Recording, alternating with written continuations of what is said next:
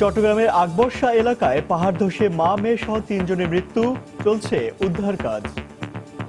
আমার ফ্যামিলিতে পাঠিয়ে দিয়েছে এখানে যে তোর আমারে নিয়ে, আমার শাশুড়িকে নিয়ে, সে যায় না যে আল্লাহ আছে। যখন উদ্ধারের কাজ চলতেছে পাশাপাশি তখনই আবার আরেকটা পাহাড় আবার ভাঙি পড়ছে। নিষেধাজ্ঞা অমান্য করায় দুর্ঘটনা, নিহতদের পরিবারকে সহায়তার আশ্বাস। আমরা সরিয়ে নিয়েছি, তারপরেও কিন্তু তারা রাত 1টার সময় এসে তারা কিন্তু এখানে অবস্থান নিয়েছে। জেলা প্রশাসনের পক্ষ থেকে 20,000 করে টাকা অনুদান দিয়েছে তাদেরকে দাফন কাফনের জন্য। টানা বৃষ্টিতে পাঁচলাইশে গাছ উপড়ে দেয়াল ধসে নিহত এক। দেখছিলেন প্রধান শিরোনাম, সকালের সময়ে সঙ্গে আছি আমি শাফিন জাহিদ এবং আমি ইমতিয়াজ আহমেদ। এবার অন্যান্য শীর্ষ সংবাদ। নানা নাটকীয়তার পর ডক্টর কামালের নেতৃত্বে নতুন জোট, বিকল্প ধারার আলাদা সংবাদ সম্মেলন। বি চৌধুরী বললেন, জাতীয় ঐক্যে জামায়াতকে ছেড়ে আসতে রাজি হয়নি বিএনপি। আজ পদ্মা সেতু প্রকল্প পরিদর্শনে যাচ্ছেন প্রধানমন্ত্রী শেখ হাসিনা। উদ্বোধন করবেন রেল সংযোগ সহ 4টি প্রকল্প। বিকেলে ভাষণ দেবেন জনসভায়। সেনাপ্রধান সম্পর্কে ভুল তথ্য দেয় ডাক্তার জাফরুল্লাহর ক্ষমা প্রার্থনা। তাকে হেয় করার কোনো ইচ্ছে ছিল না বলে স্বীকারোক্তি। এবং প্রতিমার গায়ে শেষ মুহূর্তে তুলির আঁচড়ে ব্যস্ত কারিগররা, রঙে আলোয় সেজে উঠছে মণ্ডপ। দেশ জুড়ে উৎসবের আমেজ।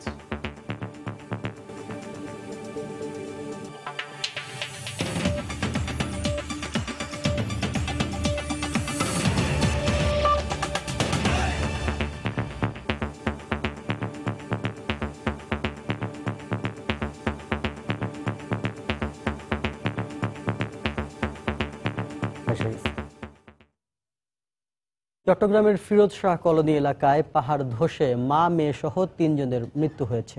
এ ঘটনায় উদ্ধার কাজ চালিয়ে যাচ্ছে ফায়ার সার্ভিস। নিষেধাজ্ঞা অমান্য করে পাহাড় কেটে ঝুঁকিপূর্ণ বসবাসের কারণেই এই দুর্ঘটনা হয়েছে বলে জানিয়েছে কর্তৃপক্ষ। এদিকে নগরীর পাঁচলাইশে টানা বৃষ্টিতে গাছ উপড়ে পড়ে দেয়াল চাপায় মারা গেছেন আরও একজন।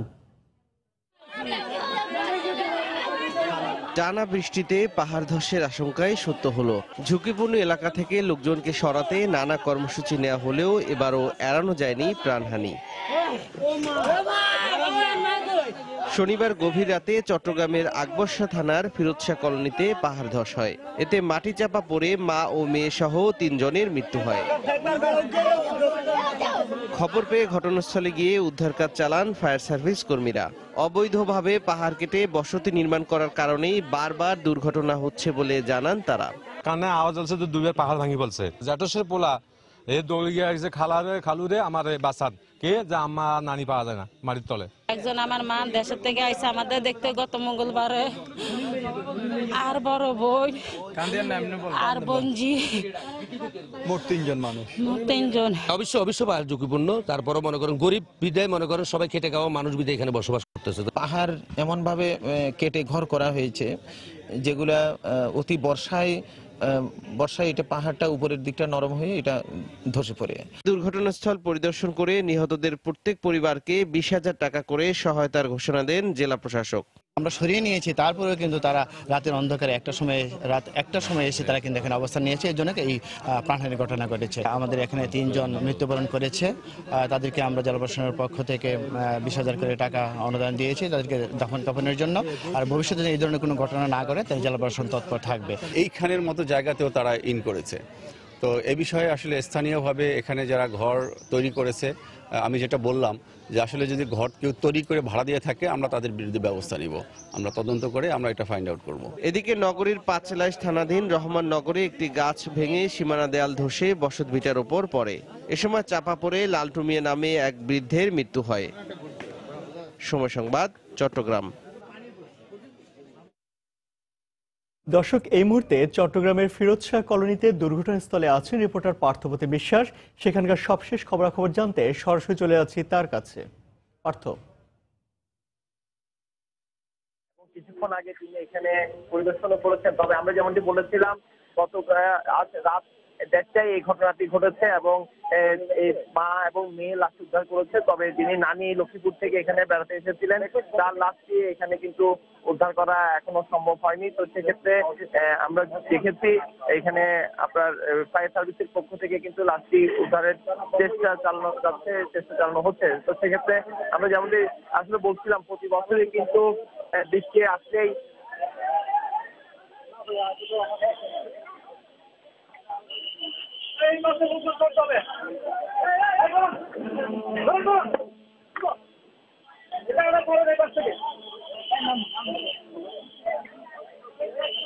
কমে গেছে।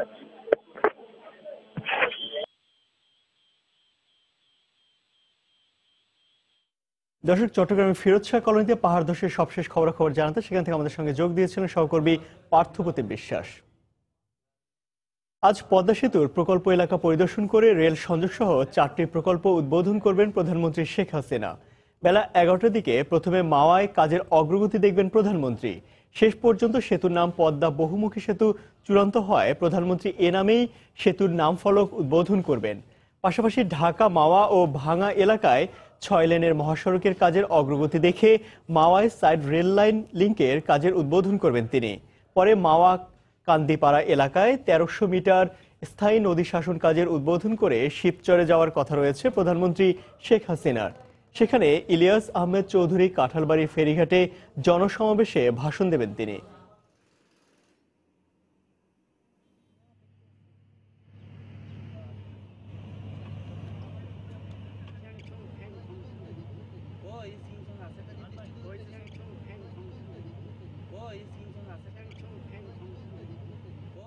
এই মুহূর্তে মাওয়ায় আছেন রিপোর্টার দেবাশিস রায়। প্রধানমন্ত্রীর পদ্মা সেতু প্রকল্প পরিদর্শন এবং বিভিন্ন প্রকল্প উদ্বোধনের বিষয়ে বিস্তারিত জানতে আমরা সরাসরি চলে যাচ্ছি তার কাছে। দেবাশিস। শাফিন, আপনি জানেন যে 2015 সালের 12 ডিসেম্বর যখন এই বাংলাদেশের অন্যতম গৌরবের প্রকল্প পদ্মা বহুমুখী সেতু প্রকল্প, সেই সেতু প্রকল্পের মূল নির্মাণ কাজের ভিত্তিপ্রস্তর স্থাপন করেছিলেন প্রধানমন্ত্রী শেখ হাসিনা, তার ঠিক 3 বছরের মাথায় কিন্তু আজ এই সেতুর মূল নির্মাণ কাজ যেটি, সেই নির্মাণ কাজ আজ যখন 60% উন্নীত হয়েছে, সেই 60% উন্নীত হওয়ার সময় কিন্তু আমরা লক্ষ্য করছি যে জাজিরা পয়েন্টে, অর্থাৎ পদ্মা সেতুর যে দুটি প্রান্ত রয়েছে, জাজিরা প্রান্ত এবং মাওয়া প্রান্ত, জাজিরা প্রান্তে কিন্তু এরই মধ্যে 5টি স্প্যান এবং মাওয়া প্রান্তে কিন্তু একটি স্প্যান এরই মধ্যে দৃশ্যমান হয়েছে স্বপ্নের পদ্মা সেতুর।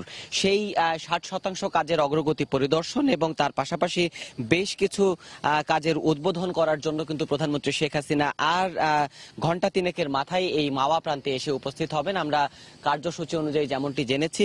এবং আপনারা দেখতে পাচ্ছেন যে মাওয়া প্রান্তের যে স্প্যান, একটি স্প্যান এখানে দৃশ্যমান হয়েছে, সেই স্প্যান সহ এখানে যে পুরো নির্মাণযোগ্য সেটি আপনারা এখন দেখতে পাচ্ছেন। তার ঠিক দূরেই যে মাওয়া গোল চত্বর রয়েছে, সেই গোল চত্বরে একটি সুধী সমাবেশের আয়োজন করা হয়েছে। পাশাপাশি জানাতে চাই যে সেই সুধী সমাবেশ স্পটটি থেকে, সেই অনুষ্ঠান স্থল থেকেই প্রধানমন্ত্রী শেখ হাসিনা এই পদ্মা সেতুর আনুষ্ঠানিক সরকারি যেটি নাম হতে যাচ্ছে পদ্মা সেতু, সেই পদ্মা সেতুর নাম ফলকের উন্মোচন করবেন। তার পাশাপাশি এই পুরো প্রকল্পের আওতায় যে নদী শাসন কার্যক্রম, সেই নদী শাসন কার্যক্রমের স্থায়ী যে কার্যক্রম রয়েছে, সেই কার্যক্রম মাওয়া যশোলদিয়ার যে নদী শাসন কার্যক্রম, সেই নদী শাসন কার্যক্রম সেখান থেকে তিনি উদ্বোধন করবেন, নদী শাসন কার্যক্রমের মূল কার্যক্রমের নির্মাণ কাজ। এবং তার পাশাপাশি আমরা জানতে পেরেছি যে এই মাওয়া প্রান্ত থেকেই প্রধানমন্ত্রী শেখ হাসিনা পদ্মা সেতুর মধ্যে যে রেল সংযোগ স্থাপন করা হবে, সেই রেল সংযোগের ভিত্তিপ্রস্তর, রেল সংযোগ নির্মাণ কাজের মূল ভিত্তিপ্রস্তর এখানে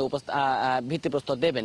পাশাপাশি আমরা যেমনটি জানাতে পারি যে মাওয়া প্রান্তের অনুষ্ঠান এখানে 11টার সময় শুরু হবার কথা রয়েছে। 11টার সময় প্রধানমন্ত্রী শেখ হাসিনা এলে পরে এই অনুষ্ঠানগুলি এখান থেকে শেষ করার পরে তিনি আরেক প্রান্ত শরীয়তপুরের জাজিরায় চলে যাবেন এবং শরীয়তপুরের জাজিরা থেকে সেখানে পদ্মা সেতুর যে মূল নির্মাণযোগ্য, সেই নির্মাণযোগ্য সেটি দেখার পরে, পরিদর্শন করার পরেই কিন্তু প্রধানমন্ত্রী শেখ হাসিনার একটি স্থানীয় আওয়ামী লীগ আয়োজিত জনসভায় যোগ দেওয়ার কথা রয়েছে। দর্শক, এই ছিল এখন পর্যন্ত প্রধানমন্ত্রীর মাওয়া সফর উপলক্ষে আমার কাছে থাকা সর্বশেষ তথ্য। শাফিন। সহকর্মী দেবাশিস রায় জানাচ্ছিলেন মাওয়া এলাকা থেকে সেখানকার সবশেষ খবর। সকালের সময় আরো থাকছে। পর্যাপ্ত বৃষ্টিতে রাজশাহীতে আমনের বাম্পার ফলন, কৃষকের মুখে হাসি, ন্যায্য মূল্যের আশা, মধ্যস্বত্বভোগীদের দৌরাত্ম্য বন্ধের দাবি।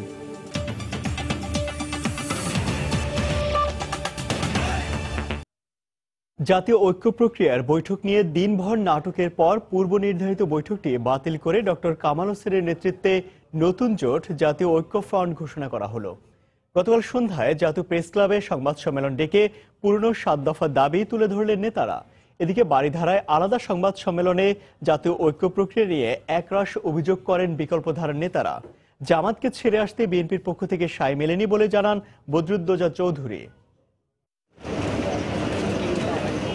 জাতীয় ঐক্য নিয়ে শনিবার দুপুরের পর থেকেই শুরু হয় একের পর এক নাটক। বিকেল 3টায় বেইলি রোডে জাতীয় ঐক্য প্রক্রিয়ার নির্ধারিত বৈঠক বাতিল হলেও একই সময় ডক্টর কামাল হোসেনের মতিঝিলের চেম্বারে রুদ্ধদ্বার বৈঠকে বসেন বিএনপির মহাসচিব মির্জা ফখরুল ইসলাম আলমগীর, তত্ত্বাবধায়ক সরকারের সাবেক উপদেষ্টা ব্যারিস্টার মইনুল হোসেন সহ জাতীয় ঐক্য প্রক্রিয়ার শীর্ষ নেতারা।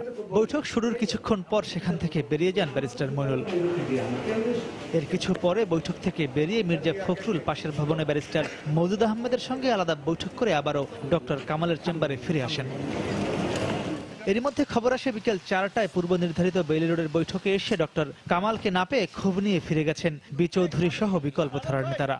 বিচৌধুরী সাহেব শীর্ষ নেতা হওয়ার পরেও আজকে তিনি নিজে ডক্টর কামাল হোসেন সাহেবের বাড়িতে আসলেন, তাকে আমন্ত্রণ জানানো হলো, অথচ বাড়ির দরজা খোলার মতো কোনো লোক নেই। এদিকে মতিঝিলের রুদ্ধদ্বার বৈঠক শেষে শনিবার সন্ধ্যা 6টা জাতীয় প্রেস ক্লাবে সংবাদ সম্মেলনে জাতীয় ঐক্য ফ্রন্টের ঘোষণা দেন ডক্টর কামালের নেতৃত্বাধীন নতুন জোট। সংবাদ সম্মেলন থেকে গত 22শে সেপ্টেম্বর মহানগর নাট্যমঞ্চ থেকে যে দাবিগুলো করা হয়েছিল পুরনো সেই 7 দফা আর 11টি লক্ষ্য তুলে ধরেন নেতারা। গণফোরাম, জাতীয় ঐক্য প্রক্রিয়া, যুক্ত ফ্রন্ট, বিএনপি সহ যে সমস্ত দলগুলো এই প্রক্রিয়া শুরু করেছিলেন সেটা সফল পরিণতির নাম হচ্ছে জাতীয় ঐক্য ফ্রন্ট। জাতীয় ঐক্য ফ্রন্টের আনুষ্ঠানিক ঘোষণার মধ্যে দিয়ে এই স্বৈরতন্ত্রের বিরুদ্ধে সর্বাত্মক লড়াই শুরু হলো। আমরা বিস্তারিত কর্মসূচি ধীরে ধীরে দেব। 7 দফা দাবি এবং লক্ষ্যগুলো নিয়ে আমরা সামনে এগিয়ে যাই, একটি গণতান্ত্রিক একটা রাষ্ট্র ব্যবস্থা প্রতিষ্ঠা করি। আসুন আমরা সবাই এই সংগ্রামে, এই লড়াইয়ে শরিক হই। এই ঐক্য প্রক্রিয়াটাকে খুব দ্রুত আমাদেরকে সব জেলায় জেলায় জনগণের কাছে নিতে হবে। বৈধ সরকার গঠন করতে হলে অবাধ নিরপেক্ষ নির্বাচনের কোনো বিকল্প নাই। তবে সংবাদ সম্মেলনে বিকল্প ধারার কেউ নেই কেন জানতে চাইলে তার কোনো জবাব না দিয়েই সংবাদ সম্মেলন শেষ করেন ঐক্যফ্রন্টের নেতারা। এদিকে প্রায় একই সময়ে বি চৌধুরী বারিধারায় সংবাদ সম্মেলন ডাকেন। সেখান থেকে তারা জানান জাতীয় ঐক্য ফ্রন্টের সঙ্গে নেই তারা। এ সময় বি চৌধুরী জানান জামাতকে ছেড়ে আসার ব্যাপারে সায় মেলেনি বিএনপির কাছ থেকে। প্রত্যক্ষ বা পরোক্ষভাবে যারা মুক্তিযুদ্ধের বিরোধী তাদের বাদ দিতে হবে, আরেকটা আছে এবং ক্ষমতার ভারসাম্য নিশ্চিত করতে হবে।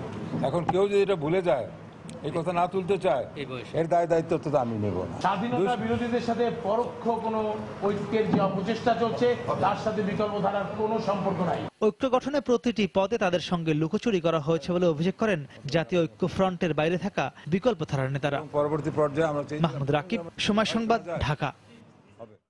এদিকে সামাজিক যোগাযোগ মাধ্যমে নবগঠিত জাতীয় ঐক্য প্রক্রিয়ার নেতা মাহমুদুর রহমান মান্না এবং মাহিবি চৌধুরীর একটি ফোন আলাপ প্রকাশ হয়েছে। এতে মাহিবি চৌধুরী নবগঠিত ঐক্য ফ্রন্টকে দেশ বিরোধী চক্রান্ত বলে অভিহিত করেন। আমরা শুনব সামাজিক যোগাযোগ মাধ্যম থেকে সংগৃহীত ফোন আলাপটির কিছু অংশ। আপনি আব্বার সাথে কথা বলে আপনি কি ঘোষণাপত্র পাঠ করলেন মান্না ভাই? হ্যাঁ হ্যাঁ, না না না না, এটা এই বিষয়টা হয়েছে আমারও হয়তো ভালো করে ভাবা দরকার ছিল। কারণ যে রব ভাই কথা বলেছিলেন স্যারের সাথে এবং স্যার বলেছেন হ্যাঁ আমি এটা চিন্তা করছি, আধা ঘন্টার মধ্যেই জানাচ্ছি। তো আমি ভাবছি আসবেন না না না, আব্বা আমার পাশে বসে রব চাচার সাথে কথা বলছেন, উনি যদি এটা বলে থাকেন এই কথাটি সত্য নয়। আর আব্বা তো আপনার সাথে নিজে কথা বলছে মান্না ভাই। না না, আমার সাথে কথা বলেছেন কি, কথা তো সব ঠিকই আছে এবং যেগুলো ভুলভাল ব্যাপার সেগুলো আলাপ হয়েছে। কারণ আমি অনেস্টলি বলি, আজকে মানে সামগ্রিক বিষয়ের উপর আমার অনেক কথা আছে, সেটা সামনে সামনে বলবো, অনেক সব বলতে পারবো না, কিন্তু একটা সিচুয়েশন হয়েছে যে সিচুয়েশনটা আমি অ্যাভয়েড করতে পারিনি। না, কিন্তু সকাল থেকে মইনুল হোসেন সাহেব কামাল হোসেন সাহেবকে সরাই নিয়ে গেলেন ওনার বাসা থেকে, এবং চিন্তাটা আগেই ছিল মওদুদ হোসেন সাহেবের যে বি চৌধুরী এবং কামাল হোসেনকে একলা বসতে দেওয়া যাবে না এবং বি চৌধুরী সাহেবকে সম্পূর্ণভাবে একটু অপমান করে দেয়া, এই যে একটা পরিকল্পনা, এই একটা চক্রের মধ্যে তো আপনারা পড়ে গেলেন মান্না ভাই। না না না, চক্রের মধ্যে পড়বো না, এটা বাইরেই থাকবো, এটা নিয়ে চিন্তা করেন, এটা বাইরে থাকবো এবং আনাও যাবে। কিন্তু একটু আপনাকে বা আপনাদের ব্যাপারটাও আমার একটু বোঝা দরকার। আচ্ছা, আপনি আমাকে কেন দোষারোপ করলেন মিশিয়ে? আমি কি বেইমানি করলাম? না না না, আমি এই ওয়ার্ড নামটাই উচ্চারণ করে নেই। বাট আমি বলছি যে আপনাকে যখন আব্বা নিজে কথা বলছে, আপনিও বলছেন ঠিক আছে আপনি আমাদের প্রেস কনফারেন্সেও থাকবেন না, ওখানেও থাকবেন না, আমরা সেটা আশা করছিলাম। সেখানে আপনি যখন ঘোষণাপত্র পাঠ করলেন তখন আব্বা ওয়াজ এ লিটল শক যে আমি তো মান্নার জন্য বরং কামাল হোসেনের সাথে ফাইট, আমি তো তার জন্য ফাইট করছি। এরকম পলিটিক্সে অজস্র হয় না, আমি তো এরকম পলিটিক্স আমরা করি না। আচ্ছা, এখন ঐক্য যদি চাই যে না আপনারা আসেন তাহলে কি করবে? না, আমরা বেরিয়ে যাইনি, আমাদেরকে বের করে দিলেন আপনারা। ঐক্যকে চায় না জাতির সামনে পরিষ্কার হয়ে গেছে। এখানে আসলে ঐক্য প্রক্রিয়ার নামে একটা চক্রান্ত, একটা ষড়যন্ত্র হইতেছে। এখানে কোনো রাষ্ট্রবিরোধী ষড়যন্ত্র হইতেছে, আপনাকে দিয়ে ঘোষণা পাঠ করাইতেছে, আমাকেও ঢুকানোর চেষ্টা করছিল। আজকের এই কথাটা শুধু মনে রাখেন, আর কিছু বলবো না। আপনি ওরকম মনে করছেন, আমি আবার ঠিক ওই রকম মনে করছি। আমি আজকের ঘটনাটাই খুব আপনি মনে করছেন যে আজকের ঘটনাটা এমনি ভুলে ভুলে হয়ে গেছে? আপনার মনে হয় এর বাইরে এর পিছনে কোনো জাতীয় আন্তর্জাতিক চক্রান্ত নাই?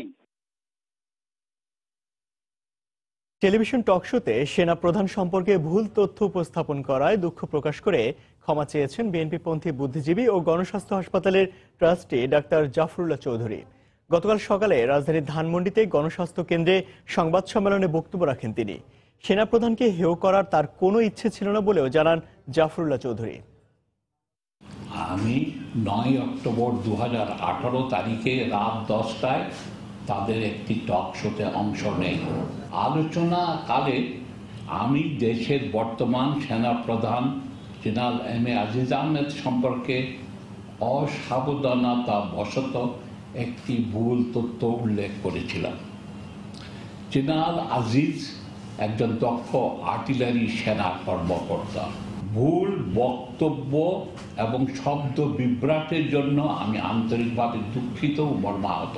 জেনারেলকে আজিজকে আমি অসাবধানতাবশত কোনো মনোকষ্ট দিয়ে থাকলে আমি পুনরায় দুঃখ প্রকাশ করছি। প্রায় শেষ পর্যায়ে প্রতিমা গড়ার কাজ, প্যান্ডেল নির্মাণ আর আলোকসজ্জা নিয়ে ব্যস্ততা রাজধানীর অধিকাংশ মণ্ডপে। বোধনের পর মহাষষ্ঠী থেকে দশমীর বিসর্জন পর্যন্ত ষোড়শ উপচারে দেবী দুর্গা পূজিত হবেন মর্তলোকে। অসুর সংহার করে সব পাপ থেকে ভক্তদের রক্ষা করবেন বলেই তিনি দুর্গতি নাশিনী। পূজাকালীন সার্বিক নিরাপত্তায় সন্তোষ জানিয়ে সার্বজনীন এ উৎসবে সকলের অংশগ্রহণে অসাম্প্রদায়িক বাংলাদেশ গড়ে তোলার আহ্বান আয়োজকদের। আনন্দময়ীর আগমনী সুর, মর্তলোকে তাই মাকে বরণের প্রস্তুতি। ভক্তের কাছে তিনি কখনো জগৎজননী, কখনো ভুবনেশ্বরী, উমা, মহিষাসুর মর্দিনী, আবার তিনি দুর্গতি নাশিনী মা দুর্গা। মণ্ডপে দশভুজা, রং তুলির আঁচড়ে জীবন্ত হয়ে উঠছে মৃন্ময়ীর চিরণময় রূপ। হাতে হাত ধরে চলছে প্যান্ডেল নির্মাণের কাজ। স্বতন্ত্র নকশায় ফুটিয়ে তোলা হচ্ছে কারুকাজ আর আলোকসজ্জার বৈচিত্র্যে স্বরূপে সিংহবাহিনী।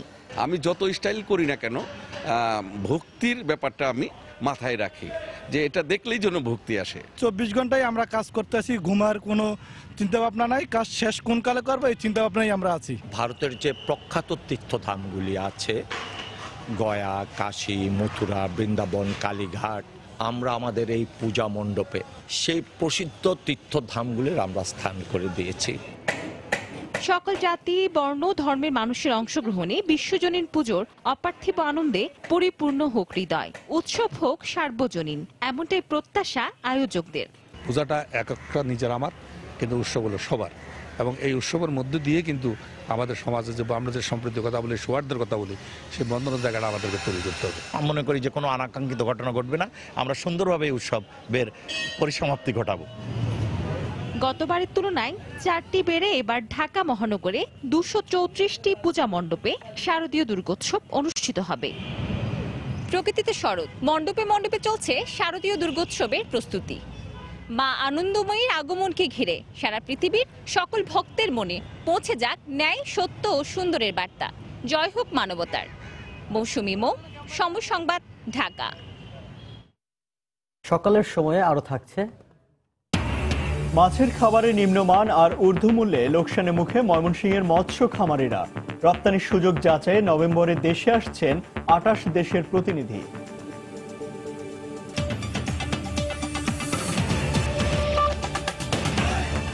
আমন চাষে মৌসুমের শুরুতে সেচ নিয়ে কিছুটা দুশ্চিন্তা থাকলেও পর্যাপ্ত বৃষ্টিপাতে রাজশাহীর কৃষকদের মাঝে এখন প্রশান্তির হাসি। কৃষি বিভাগের তথ্য মতে অনুকূল পরিবেশ আর পোকামাকড়ের আক্রমণ কম থাকায় গেল বছরের তুলনায় এবছর ধানের আবাদ বেড়েছে 7%। ভালো ফলনের আশায় কৃষকরা বুক বাঁধলেও শঙ্কিত ধানের ন্যায্য মূল্য পাওয়া নিয়ে। মধ্যস্বত্বভোগীদের দৌরাত্ম্য বন্ধে ব্যবস্থা আর সরকারিভাবে ধান কেনায় প্রকৃত কৃষকের অগ্রাধিকার দেওয়ার দাবি তাদের। রাকিবুল হাসানের প্রতিবেদন, ছবি তুলেছেন হাবিবুর রহমান পাপ্পু। কপালে চিন্তারেখা নিয়ে তপ্ত রোদে সেচের পানিতে আমনের রোপণ শুরু করেছিল কৃষক। যদিও স্বল্প সময়ে ক্ষেতের তৃষ্ণার্ত বুক ভিজিয়েছে শ্রাবণ ও ভাদ্রের বৃষ্টি, তাতেই বিস্তৃত দিগন্তে ছড়িয়েছে ধানের সবুজ সতেজতা। অনুকূল পরিবেশ থাকায় গেল বছরের মতো নেই পচন, কারেন্ট পোকা ও পাতামরা রোগের প্রকোপ। সব মিলিয়ে ভালো ফলনের আশায় কৃষকের মুখে এখন হাসি। আকাশের পানি লাগিয়েছে, তাছাড়া ডিপের পানি আর লাগেনি। ধানের আবার অবশ্য ভালোই আছে, আবাদ করে খুব সুবিধা পাওয়া গেছে আর কি। আবাদও ভালো আছে এবছরে। এবছর তেমন আমাদের কোনো পোকামাকড় লাগেনি, আশা করি ভালোই হবে। ফি বছরের মতোই ধানের ন্যায্য মূল্য পাওয়া নিয়ে সংশয়ে কৃষক। তারা বলছেন মধ্যস্বত্বভোগীদের দৌরাত্ম্য বন্ধ আর প্রকৃত কৃষকরা সরকারিভাবে ধান বিক্রি করতে না পারলে ভালো ফলনেও লাভ হবে না তাদের। বড় বড় পার্টির কাছ থেকে যদি না কিনে সরকারে নিজে যদি ওরকম করে কিনে তাহলে ভালো লাগবে। সরকার ধান আমাদেরকে নেয় তাহলে আমরা তো কিছু দাম টাম পাবো ইনশাল্লাহ, আমরা আশা করি। আর হাটে বাজার তো পাইছি না। আর ফলনে পূর্ণতা দিতে আমন চাষের বাকি সময়গুলোতে এলাকা ভেদে কৃষককে সহায়তা দেওয়া হচ্ছে জানালেন জেলার এর শীর্ষ কৃষি কর্মকর্তা। আলোর ফাঁদ দিয়ে আমরা কি পোকা মাঠে এখন আছে সেটাকে শনাক্ত করছি এবং পোকা দমনের জন্য স্থানীয় কৃষি অফিসার যারা আছেন তারা সবসময় তাদেরকে নিয়ে মাঠে কাজ করে যাচ্ছেন। জেলার কৃষি বিভাগের দেওয়ার তথ্য মতে এবছর ৭৫,১৬৬ হেক্টর জমিতে আমনের আবাদ হয়েছে, যা গেল বছরের তুলনায় প্রায় ৪,০০০ হেক্টর বেশি। আর ধানের উৎপাদন লক্ষ্যমাত্রা নির্ধারণ করা হয়েছে ১,৯৬,০০০ মেট্রিক টন। রাকিবুল হাসান, সময় সংবাদ, রাজশাহী।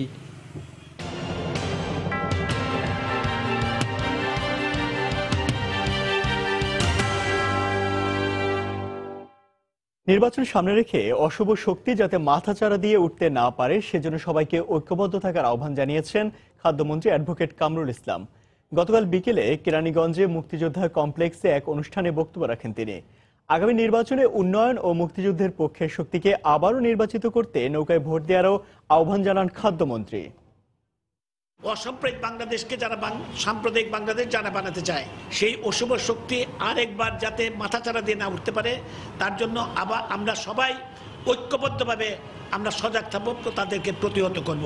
আসন্ন নির্বাচনেও আপনারা অশুভের বিরুদ্ধে থাকবেন, শুভর পক্ষে থাকবেন, সত্যের পক্ষে থাকবেন, ন্যায়ের পক্ষে থাকবেন, সুন্দরের পক্ষে থাকবেন, অগ্রগতির পক্ষে থাকবেন, মুক্তিযুদ্ধের চেতনার পক্ষে, মুক্তিযুদ্ধের মূল্যবোধের পক্ষে থাকবেন। এই দেশের উন্নয়নের জন্য, এই দেশের এগিয়ে যাওয়ার জন্য যিনি কাজ করছেন আমাদের মাননীয় প্রধানমন্ত্রী জননেত্রী শেখ হাসিনা, তার পক্ষে আপনাদের অকুণ্ঠ সমর্থন থাকবে। আগামী নির্বাচনে তার পক্ষেই আপনাদের রায় হবে, এটা আমি বিশ্বাস করি। ময়মনসিংহে বাণিজ্যিকভাবে গড়ে উঠেছে শত শত মাছের খামার। মাছ চাষ করে ভাগ্য বদলে গেছে এই অঞ্চলের অনেক মানুষের। বিগত 2 থেকে 3 বছর ধরে মাছের খাবারের উচ্চ মূল্য ও নিম্নমান নিয়ে বেকায়দায় রয়েছেন খামারিরা। অব্যাহত লোকসানে নিঃস্ব হয়ে গেছেন অনেকে। মৎস্য কর্মকর্তারা বলছেন সঠিক পদ্ধতিতে মাছ চাষ না করায় লোকসানের মুখে পড়েন খামারিরা। এদিকে মাছ রপ্তানির সম্ভাব্যতা যাচাইয়ে 28টি দেশের প্রতিনিধিরা আগামী নভেম্বরে ময়মনসিংহে মাছের খামার পরিদর্শনে আসবেন বলেও জানান তারা। হোসেন আলীর তোলা ছবি নিয়ে হারুনুর রশিদের রিপোর্ট। গত অর্থবছরে ময়মনসিংহ জেলায় প্রায় 4.5 লাখ মেট্রিক টন মাছ উৎপাদন হয়েছে, যা জেলার চাহিদার চেয়ে প্রায় 4 গুণ বেশি। বাণিজ্যিকভাবে মাছ চাষ করে এই এলাকার অনেকেই নিজেদের ভাগ্য বদলেছেন। সফল খামারিদের সাফল্যে অনুপ্রাণিত হয়ে মাছ চাষে এসেছেন অনেকেই। তবে গত 2-3 বছর ধরে মাছের দাম কম থাকায় এবং খাবারের উচ্চমূল্য ও নিম্নমান নিয়ে বেকায়দায় রয়েছেন খামারিরা। তাদের দাবি প্রতি বছরই লোকসান গুনতে হচ্ছে। আমাদের পাঙ্গাসে 1 কেজি মাছ তৈরি করতে 75 টাকা খরচ হয়, 64-65 টাকা প্রতি কেজি মাছ আমরা বিক্রি করতে পারছি।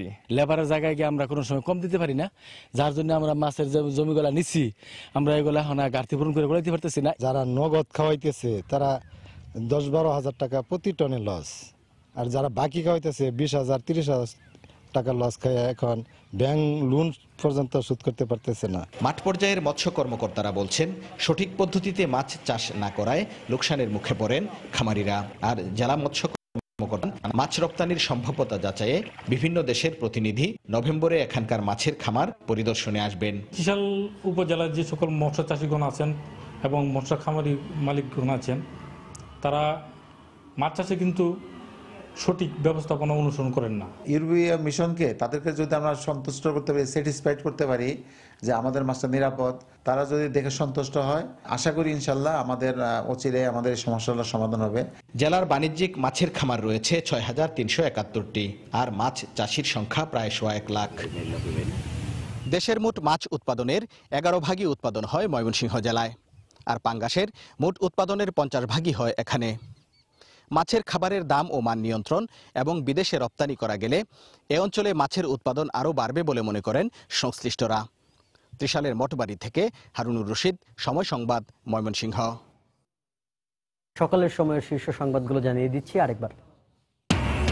চট্টগ্রামের আকবরশাহ এলাকায় পাহাড় ধসে মা মেয়ে সহ ৩ জনের মৃত্যু। টানা বৃষ্টিতে পাঁচলাইশে গাছ উপড়ে দেয়াল ধস, নিহত ১। আজ পদ্মা সেতু প্রকল্প পরিদর্শনে যাচ্ছেন প্রধানমন্ত্রী শেখ হাসিনা। উদ্বোধন করবেন রেল সংযোগ সহ 4টি প্রকল্প। বিকেলে ভাষণ দেবেন জনসভায়। নানা নাটকীয়তার পর ডক্টর কামালের নেতৃত্বে নতুন জোট বিকল্প ধারার আলাদা সংবাদ সম্মেলন। বি চৌধুরী বললেন, জাতীয় ঐক্যে জামাতকে ছেড়ে আসতে রাজি হয়নি বিএনপি।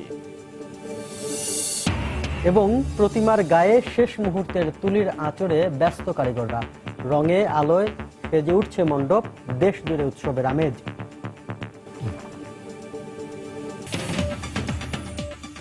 এই ছিল সকালের সময়। আপনার মোবাইলের সময় টিভি দেখতে আর সকল খবর দেখতে ডাউনলোড করুন সময়। সঙ্গে থাকুন সময়।